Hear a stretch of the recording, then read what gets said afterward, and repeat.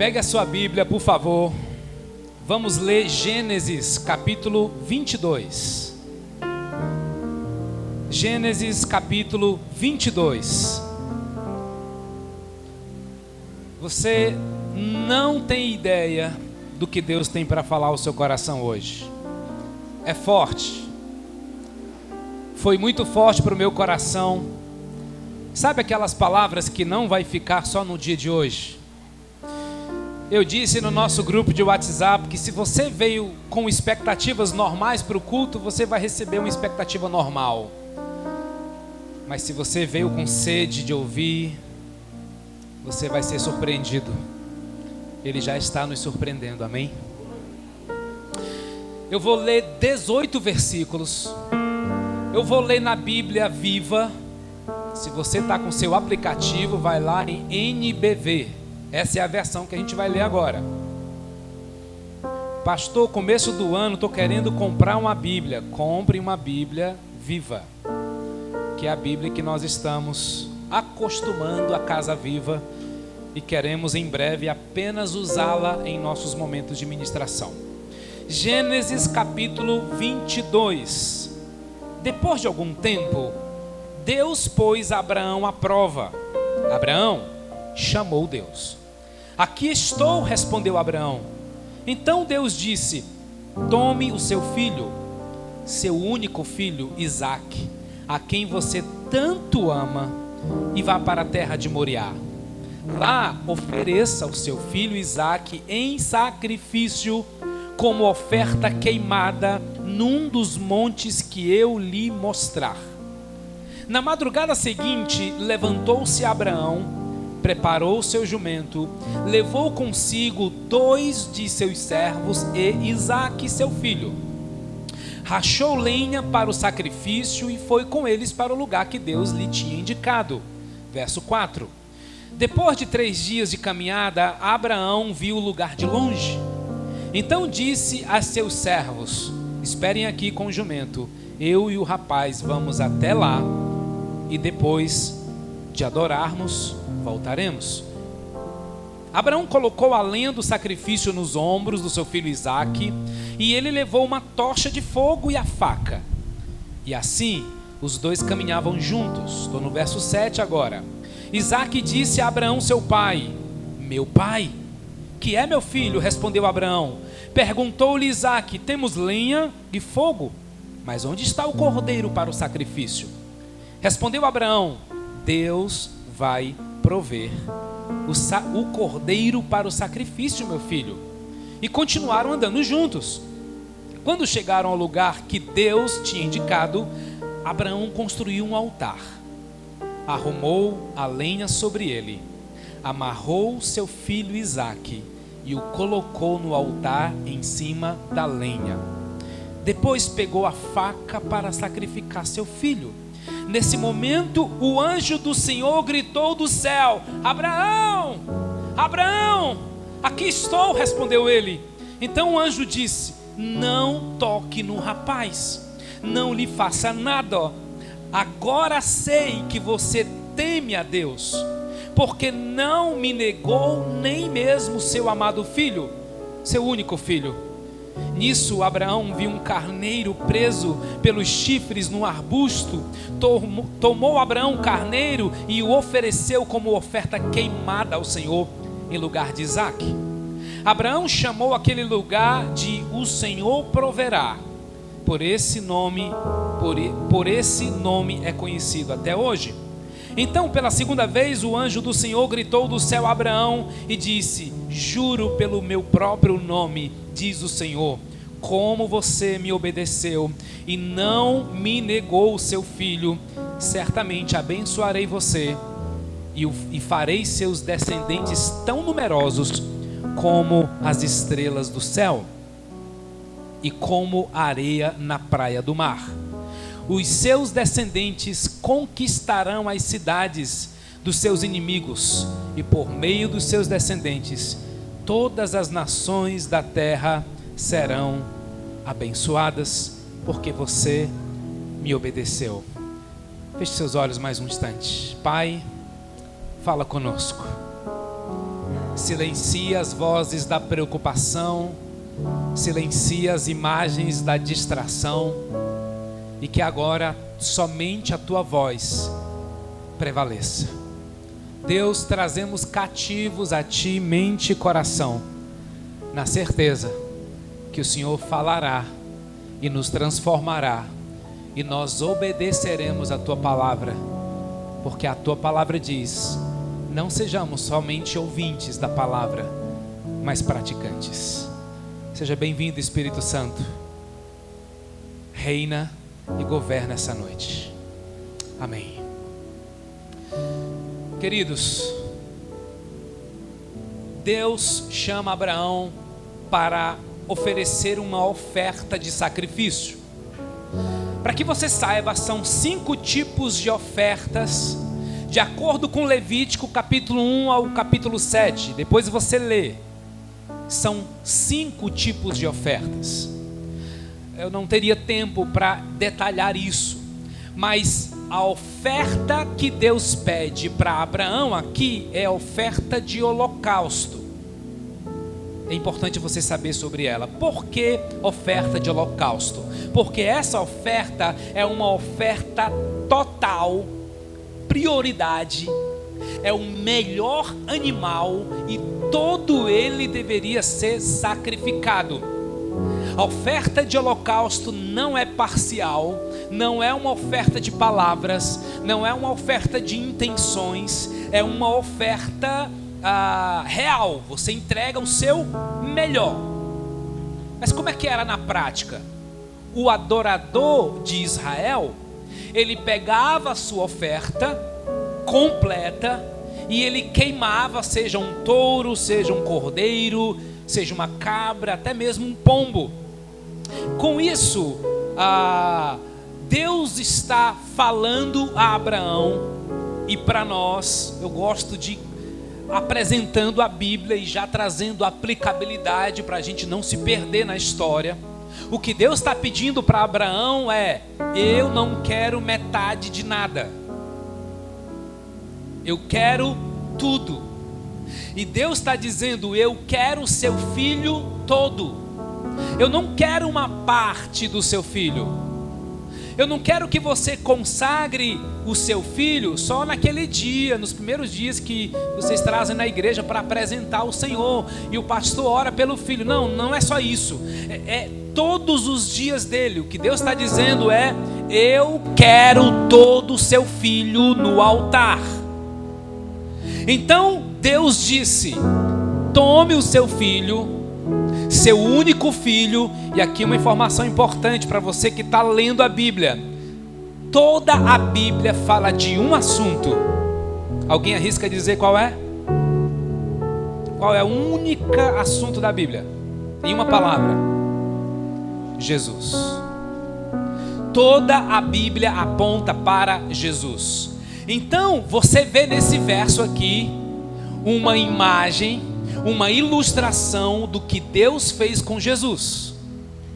O que Deus fez, gente? Entregou o seu único filho. Isso está em João 3,16. Porque Deus amou o mundo de tal maneira que deu o seu filho, o seu único filho, o seu filho unigênito, para que todo aquele que nele crê não pereça, mas tenha vida eterna. Então há uma linguagem dos céus. Aqui é Velho Testamento. Cristo já começa a aparecer nas páginas do Velho Testamento. Ele diz: apresente seu filho Isaque, a quem você tanto ama, e vá para a terra de Moriá. Lá ofereça seu filho Isaque em sacrifício. Que sacrifício é esse? Holocausto, que é uma oferta queimada por completo, em um dos montes que eu lhe mostrar. Então, queridos, para efeito de introdução, eu decidi em Deus repartir com vocês uma das histórias mais importantes da Bíblia, através de um dos homens mais incríveis da Bíblia. Este homem é conhecido como o pai da fé, o pai de multidões, conhecido como amigo de Deus. Ele é Abraão. Aqui na Casa Viva, eu tenho dito que nós não nos movemos por agenda, nós nos movemos por estação. Isto é, a cada 3 meses, irmãos, nós mudamos as estações aqui na Casa Viva, que são 4. E eu acho que eu trouxe essas estações. Passa aí, pronto. Essa aqui são as estações da Casa Viva. Janeiro lá, ó, nós estamos na estação Viver. É por isso que você está sendo convidado para o viver mais profundo. Então você vai ouvir muito essa expressão viver. Para cada ano Deus dá uma ênfase para o viver. A gente não fala, né, genericamente do que é viver. O viver é a atmosfera, ok? É a estação. Por exemplo, em 2024 Deus soprou para que nós falássemos de avivamento. Falamos muito sobre o que é avivamento, o poder do Espírito, quem é o Espírito Santo. Esse ano nós vamos mergulhar nessa palavra mais profundo, mais profundo. Vocês vão ouvir bastante sobre isso. Passa o próximo slide. Inclusive, não posso perder a oportunidade de dizer que no dia 1º de fevereiro, é um sábado, nós faremos o Imersão. O que é o Imersão? É para você que nas últimas semanas chegou na Casa Viva, mas você ainda não conhece a nossa igreja assim, de uma forma panorâmica, certo? Então nós vamos apresentar no Imersão para quem deseja conhecer e pertencer à Casa Viva, onde a gente apresenta tudo aquilo que Deus nos entregou como convicção. É apenas uma oportunidade que eu tive nesse momento de falar para você que está chegando na Casa Viva. Você é meu convidado, a gente prepara um café da tarde para você, muito especial, e eu e Vanessa apresentamos o que é a Casa Viva, quais são nossos valores, nossas convicções, quais são os propósitos, como é que a gente se move, e uma das coisas que vocês vão ouvir é sobre as estações, ok? Bom, voltemos ao texto. Deus aparece a Abraão. Gente, é importante a gente se localizar. Onde é que Abraão está? Ele está na Mesopotâmia antiga. E a Mesopotâmia antiga é um lugar politeísta, ou seja, um lugar de vários deuses, onde vários deuses são adorados. Não muito diferente nos dias de hoje, certo?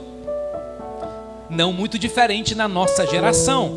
Você faz parte de uma sala de aula e você tem aqueles alunos que cada um crê no seu Deus e cada um defende e está tudo certo.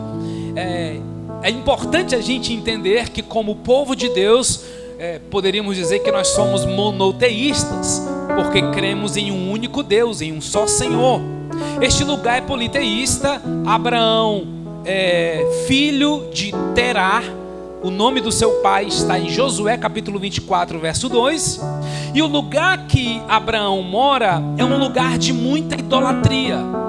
É um lugar onde, como pode um Deus único falar com uma pessoa num ambiente politeísta? E eu fico impactado, irmãos, em saber que não importa onde você está, quando Deus vem ao nosso encontro, Ele nos acha.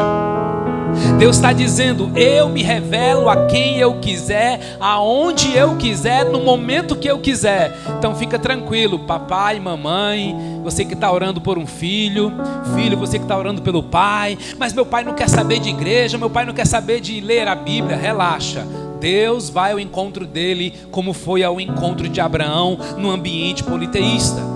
Deus vai ao encontro de Abraão e diz o seguinte para ele. Gênesis capítulo 12. Agora eu vou falar alguns versículos para você entender a história de Gênesis 22. Lembra? Eu estou contextualizando biblicamente, geograficamente, historicamente, para a gente ter uma boa base, para você entender que a gente não está inventando aqui. Nós somos uma igreja cristocêntrica e cremos que a palavra que prevalece é a palavra de Jesus. Gênesis capítulo 12, verso 1 diz: Deus diz a Abrão. Abrão? Mas não é Abraão? Quando Deus chama Abraão, ele não era Abraão, ele era Abrão. E é um detalhe, gente, mas é tão importante. Tem coisas que Deus muda na nossa identidade, porque Ele quer mudar a nossa disposição para ver, para sentir, para caminhar. E é tão interessante porque em Abraão Deus acrescenta uma letra. Já na esposa de Abraão, Deus tira uma letra. O que era Sarai agora se torna Sara. Eu acho até que ela gostou. Sarai, não é melhor? Sara é mais bonito, não é? Porque Deus faz assim, na mesma casa, na mesma família, Deus trabalha com o marido de um jeito e trabalha com a esposa do outro. Deus trabalha com o filho de um jeito e trabalha com o pai do outro. É assim, é a multiforme graça de Deus. Aqui começa a falar com Abraão por meio de uma operação de matemática. E a operação matemática aqui é de diminuição. Guarda essa palavra. Porque Deus fala sobre crescer, multiplicar, multidões. A gente vê a soma, a multiplicação. Mas Deus começa um diálogo com Abraão através da diminuição. Preste atenção. Deus não está dizendo que Ele não é o Deus da adição. Deus não está dizendo que Ele não é o Deus da multiplicação. O que Ele está dizendo é que antes de adicionar, eu quero que você prove o tirar. Porque, irmãos, subtrair é tirar coisas em excesso. Amém? Subtrair é Deus tirando excessos. É Deus tirando pessoas em excesso do trono da nossa vida. Você sabia que Deus tem ciúme de você? Afinal de contas, Ele te comprou por um alto preço. Ele está subtraindo o que está em excesso, tirando pessoas que estão no centro da sua vida, para que você ande mais leve, para que você tenha coragem de viver as rupturas. Preste atenção, essa linguagem do tirar é também uma linguagem do Novo Testamento, quando Jesus chama os seus discípulos para o segui-lo. E aí Lucas 14:26 vai falar sobre isso. Acho que está na tela. Todo aquele que quer ser meu discípulo, todo aquele que quer ser meu seguidor e amar o seu pai, sua mãe, sua esposa, seus filhos, seus irmãos, irmãs, sim, mesmo a própria vida mais do que a mim, não pode ser meu discípulo. E ninguém pode ser meu discípulo se não carregar a sua própria cruz e seguir-me. É impossível você tratar Deus com a mentalidade politeísta. Deus nunca será sócio, Deus nunca será conivente. Deus sempre nos dará um desafio claro. Deus está dizendo assim: eu quero te levar às águas mais profundas, eu quero te levar a uma intimidade comigo, mas eu preciso começar subtraindo coisas na sua vida.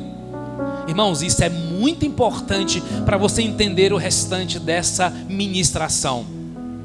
Quando Deus aproxima-se de Abraão, Ele diz: sai da tua terra. Quando Ele se aproxima de Moisés, Ele diz: tira as sandálias dos teus pés. Quando Jesus se aproxima de Pedro e André, Ele diz assim: deixe as redes. E Ele diz: se você não deixar, ou seja, o que está em excesso. Quais são os excessos da sua vida? É muito importante você dar nome, você fazer essa reflexão durante essa semana. O que é que na minha vida está em excesso? Deus tem um total comprometimento de tirar de você aquilo que está em excesso. Porque se está em excesso, está te pesando. Se está em excesso, não é saudável. Se está em excesso, alguém está reclamando que está perto de você. Estou trabalhando demais. Tem gente até que se orgulha, né? Não, tem alguém sofrendo porque você está trabalhando demais. É para você trabalhar com equilíbrio. É para você fazer atividade física com equilíbrio. É para você estudar com equilíbrio. É para você fazer tudo na vida com equilíbrio. Se tiver em excesso, tem alguém comprometido na sua vida em tirar isso de você. Guarde isso, irmãos. Existem coisas que você não perdeu. Foi Deus que te livrou. Tem coisas que não foi você que perdeu. Foi Deus que te livrou. Por que essa subtração? Porque Deus não quer relacionamento com aquilo que vai tirar de você a atenção que é único e exclusivamente de Deus. Que você não se apaixone por aquilo que é soma, que é multiplicação.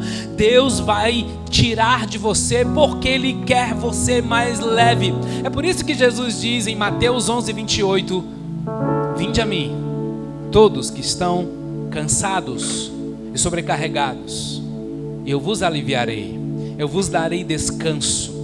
O mais importante, meus irmãos, na vida não é o que Deus te dá, mas é a companhia dEle. Por isso Ele quer tirar aquilo que ocupa o lugar dEle. Esse ato de tirar as sandálias, esse ato de tirar, de deixar as redes de pesca, de deixar pai, mãe e filho, de sair da terra, não é só um passo de obediência, guarde isso, é uma ação de semeadura e de colheita, certo? Por isso é um passo de fé. Tem muita gente que não tem coragem de abandonar hábitos, atitudes, posturas. Por quê? Porque tem medo, porque não tem fé que Deus vai cuidar, não tem fé que Deus vai prover. Tá, mas os seus valores e suas convicções estão sendo confrontadas. Você que diz que não acredita na mentira, mas está mentindo. Por quê? Porque você tem medo de viver a verdade, porque você pode perder algo. Aí você não vive pela fé nesse sentido. Viver pela fé é a capacidade de agradar a Deus, mesmo quando as circunstâncias ao teu redor dizem assim, mas vai dar ruim. Não, não vai dar, porque Deus é um Deus de princípio. Ele cumpre sua palavra, Ele cumpre a sua promessa. Ele diz para Abraão: sai da sua terra, sai da sua parentela, sai do ambiente que você mora, entende? Porque tem mudanças que é assim, ela tem que ser geográfica. Porque Deus já não dá uma visão clara para Abraão, gente? Por que Deus diz: Abraão, sai da tua terra, que eu vou te mostrar aquela terra, e lá vai ter isso, você vai passar por isso.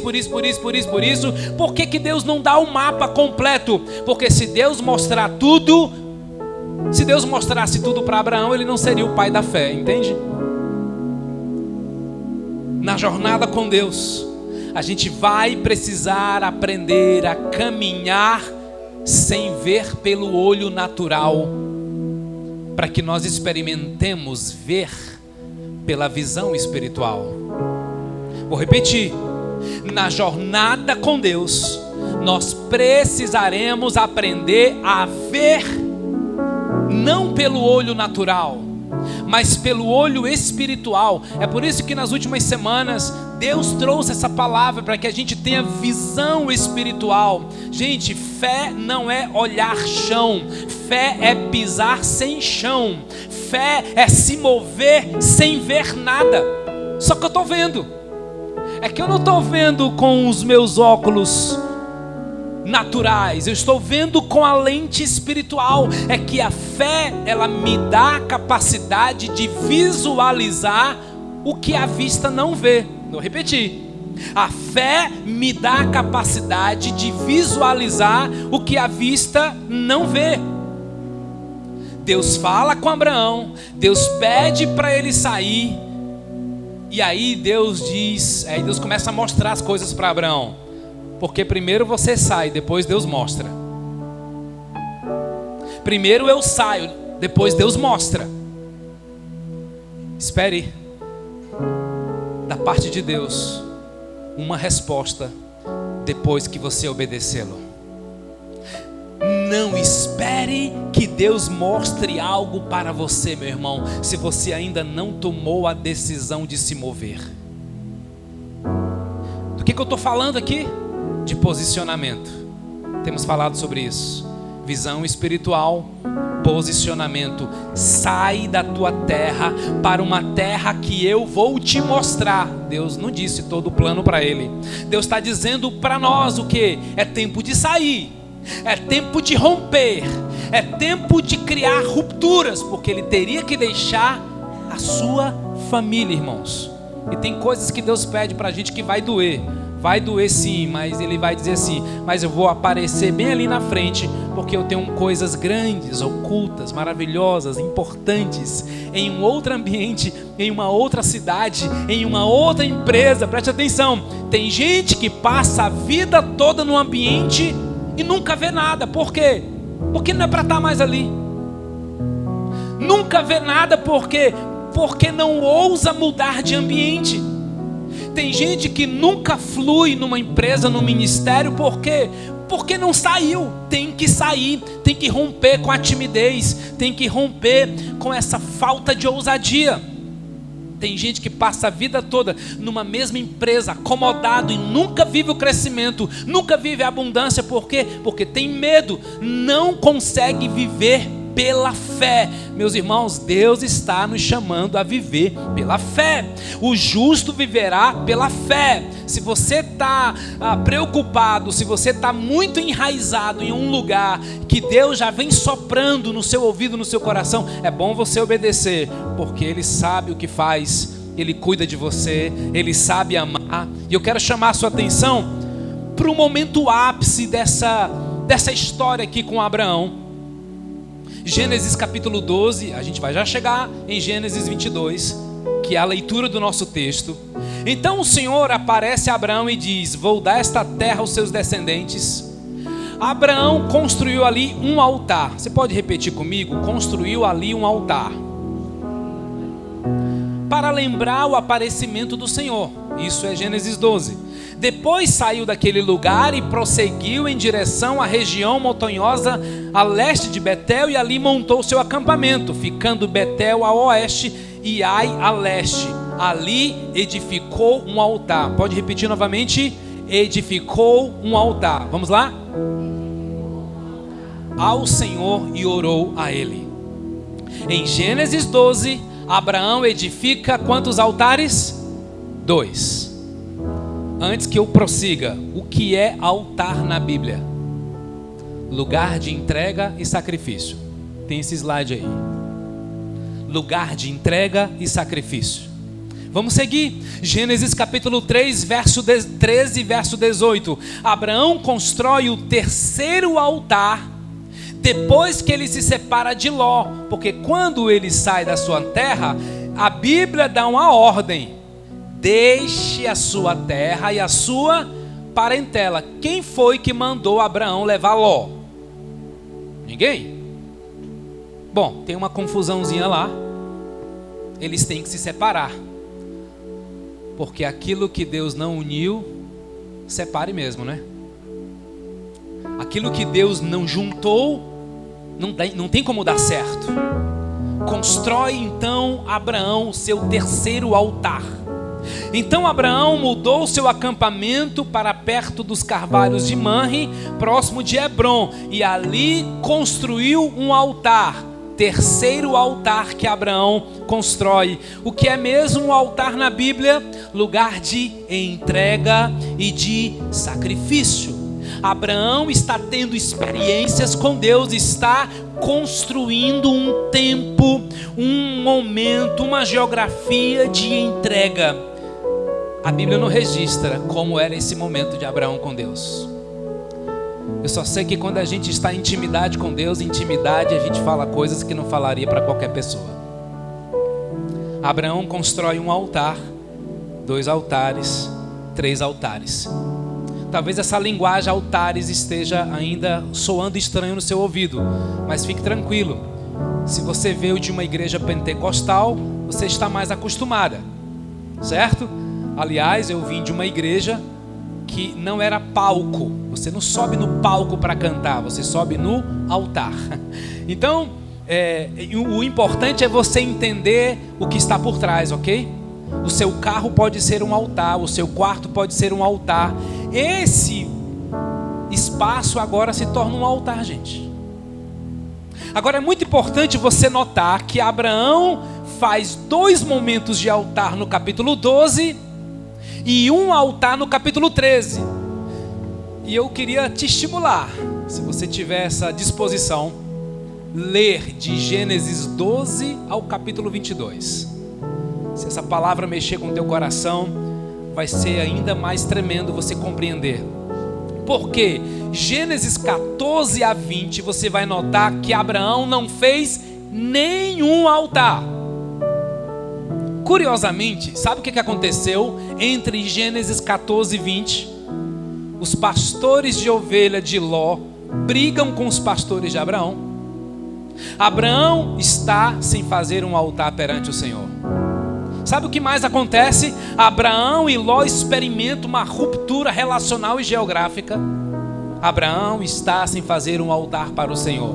Abraão mente acerca da sua aliança com Sara, confirmando que ela é sua irmã. Curiosamente, Abraão está no período sem construir um altar para o Senhor. Abraão vai para uma guerra, gente, com 318 homens para resgatar Ló, porque Ló se deu mal, caiu numa enroscada, e Abraão foi lá salvar o seu sobrinho. E então ele pega de volta os bens, as mulheres, as demais prisioneiras. Ele volta vitorioso, e Abraão não faz um altar. Gênesis capítulo 14, Abraão se deita com Agar, tem um filho fora dos planos de Deus e não espera o tempo oportuno do Senhor, que ele havia recebido como promessa, que seria o seu filho Isaque. Curiosamente, Abraão fica sem fazer um altar. Até que chega o momento da promessa, Gênesis 21. Então se nesses capítulos todos Abraão não fez um altar, então agora 25 anos depois que Abraão recebe a promessa do seu filho Isaque, vai pastor, conta a notícia aí que Abraão fez um altar. O Senhor visitou a Sara, lhe deu um menino, chamou de Isaque, que significa o Senhor que me traz sorriso. Abraão tem 100 anos de idade quando Isaque nasce. No capítulo 12, quando Deus disse para Abraão sair, ele tinha 75 anos. Isaque só nasce 25 anos depois da promessa. Chega a dar um desânimo, né, nessa hora? Meu Deus, pastor, 25 anos é tempo demais. Sabe por quê? Porque tem milagres que são instantâneos, tem milagres que são processos. Até que em Gênesis 21, dos versos 5 a 8, está dizendo assim: Abraão tinha 100 anos de idade quando nasceu seu filho Isaque. Sara disse na ocasião: Deus me fez rir, e todos os que souberam disso vão rir comigo. Verso 7, e acrescentou: quem teria dito a Abraão que Sara amamentaria um filho? É verdade, é que eu dei um filho a Abraão, já em plena velhice. Passou o tempo e o menino cresceu. Quando foi desmamado, Abraão fez uma grande festa. É bom fazer festa, gente? É bom demais, né? Contanto que não substitua o altar.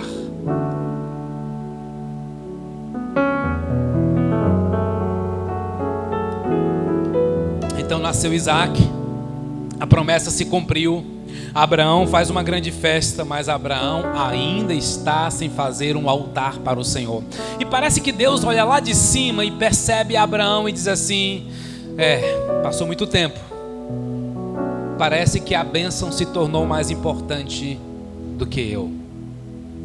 Parece que a bênção se tornou mais importante do que o relacionamento de Abraão comigo. É como se Deus dissesse: Abraão, eu sinto falta de um relacionamento de altar com você, Abraão. Depois de algum tempo, aí a gente entra em Gênesis 22. Porque a história de Gênesis 22, irmãos, é tão profunda. A leitura do texto já diz tudo, não é? Então eu não vou gastar muito tempo apresentando para vocês o que Deus quer falar com a gente aqui em Gênesis 22. Desculpa. Então Abraão sai. Vamos lá. Ele constrói um altar. Constrói 2 altares. Constrói 3 altares. Fica vários capítulos sem construir altar, lugar de entrega. Ele está caminhando. 3 dias caminhando, porque o nosso Deus é um Deus de milagres e é um Deus de processos.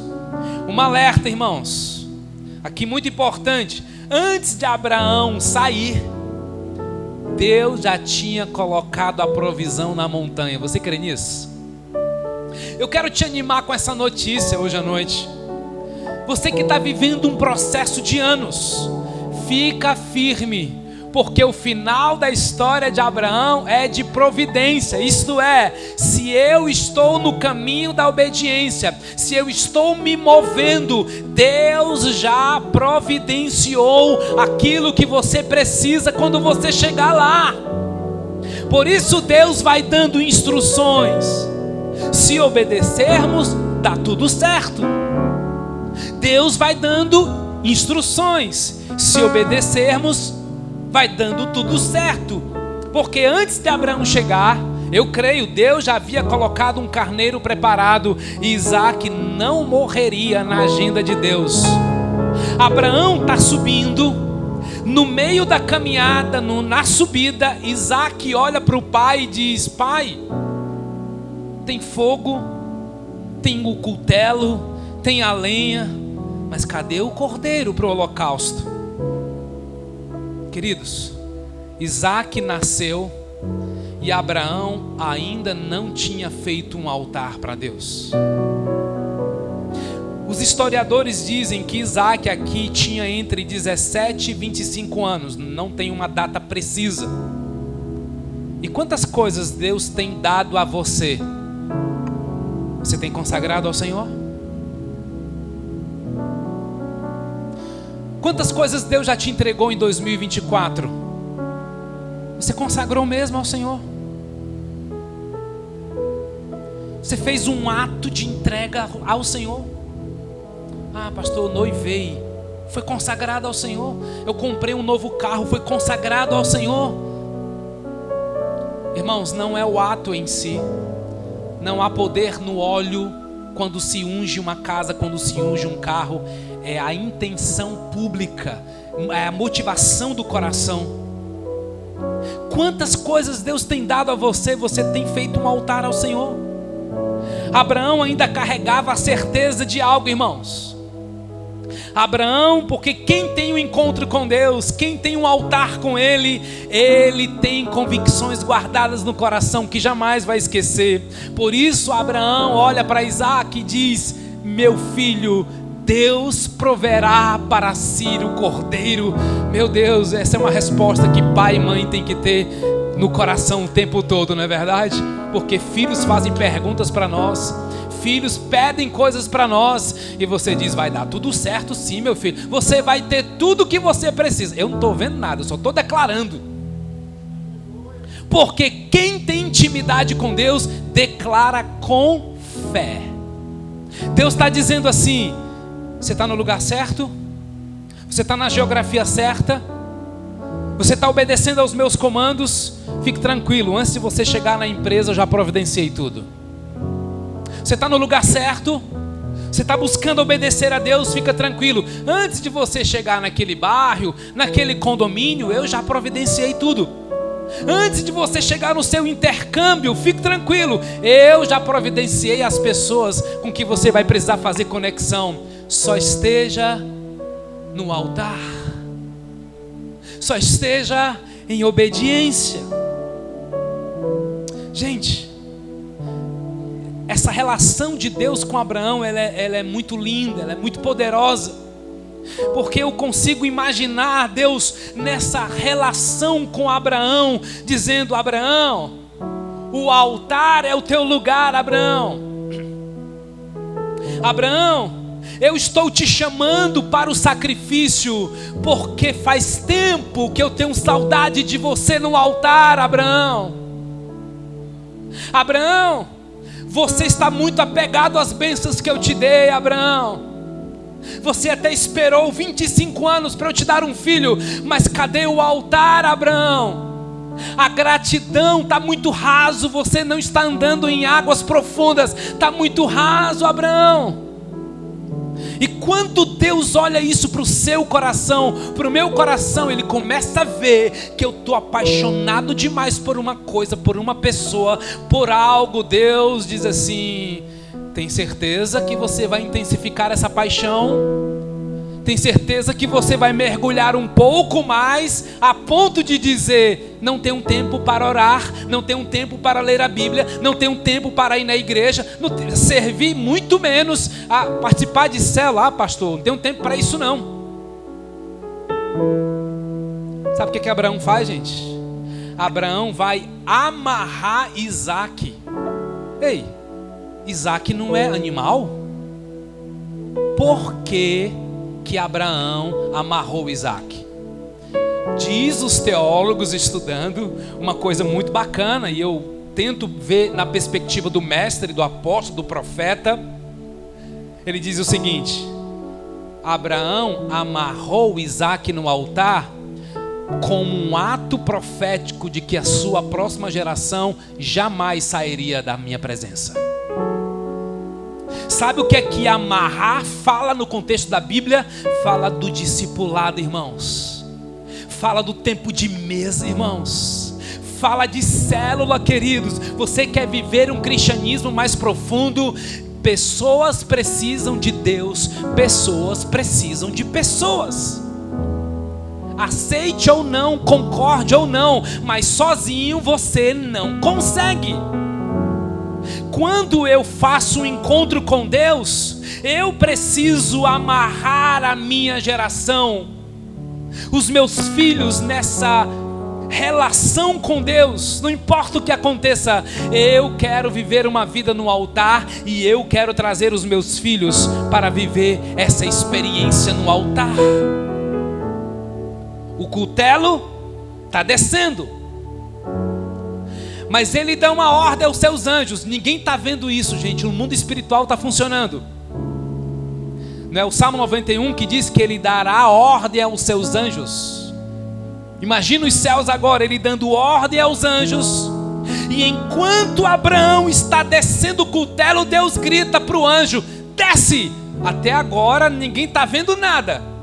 Deus está observando, Deus está dando uma ordem para o anjo, e o anjo então grita para Abraão: Abraão, não toque no menino, não toque no rapaz. Agora eu sei que você teme a Deus, porque você não me negou nem mesmo o seu único filho.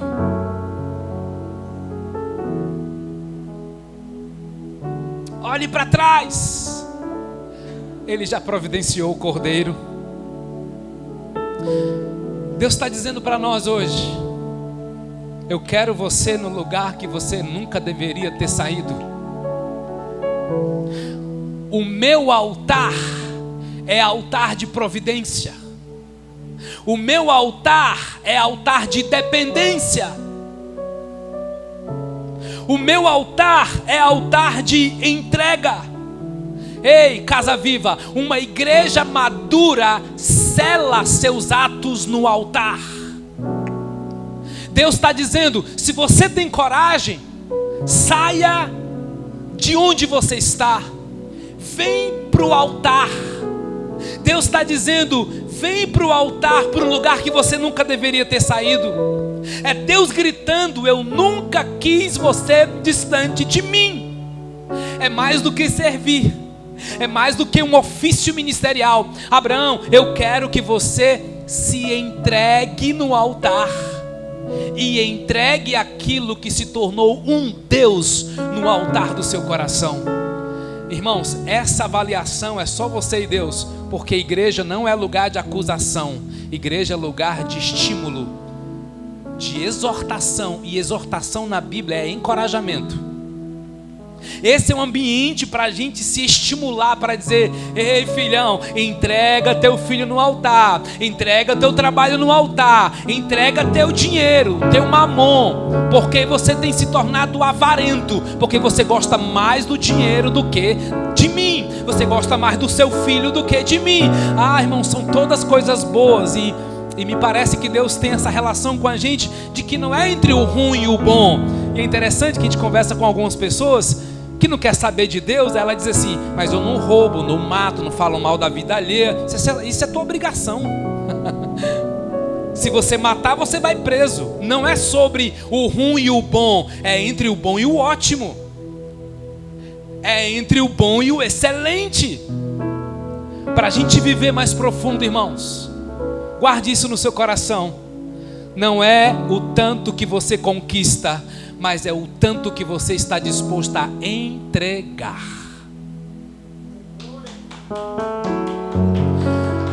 Aleluia! O que chama a atenção na história de Abraão não é apenas o fato dele ter recebido um filho na velhice, isso é muito lindo já, mas é tendo esperado anos recebendo o seu filho, ele não foi capaz de consagrar o seu filho no altar. O que chama atenção aqui nessa história não é o fato dele ter recebido um filho, que lindo, ele esperou a promessa, recebeu a promessa, mas o que ele fez depois que ele recebeu a promessa? Abraão, você está feliz que recebeu sua promessa? Abraão responderia sim. Então dá de volta para mim.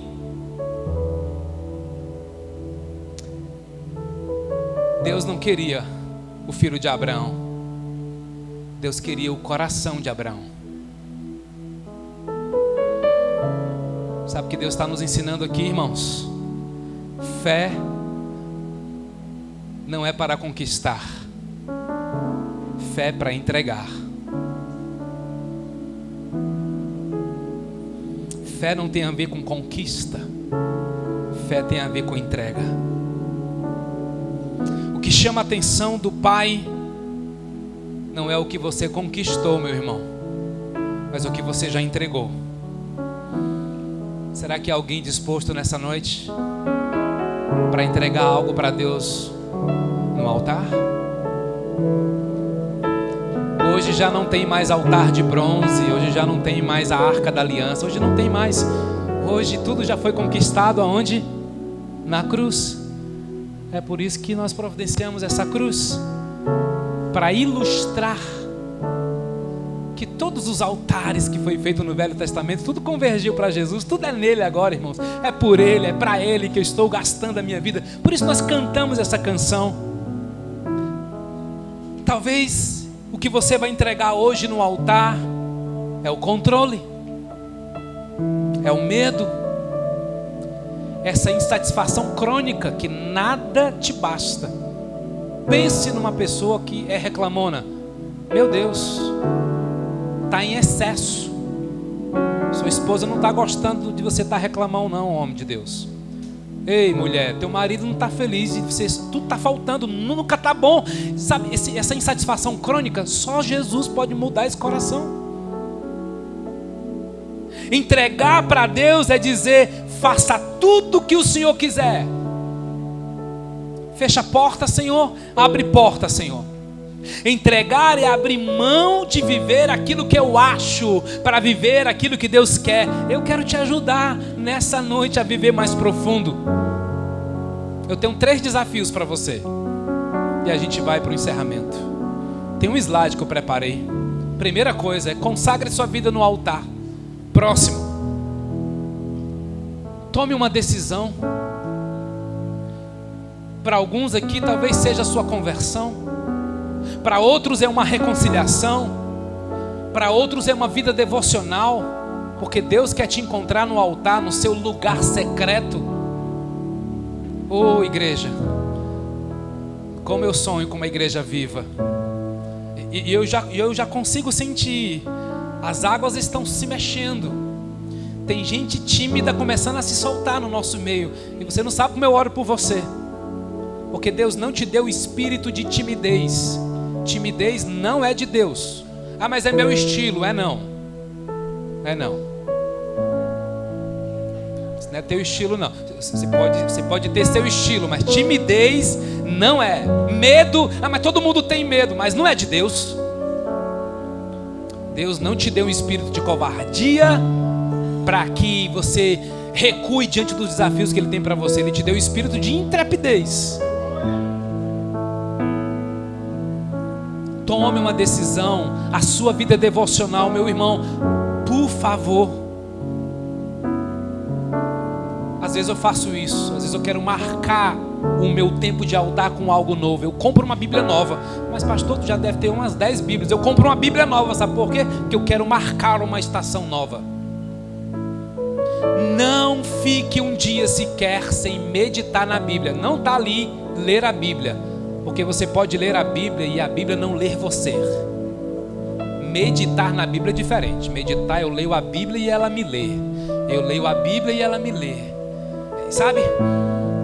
Não é quantidade, é profundidade. Por isso que é mais profundo. Terceiro desafio para você é posicionamento.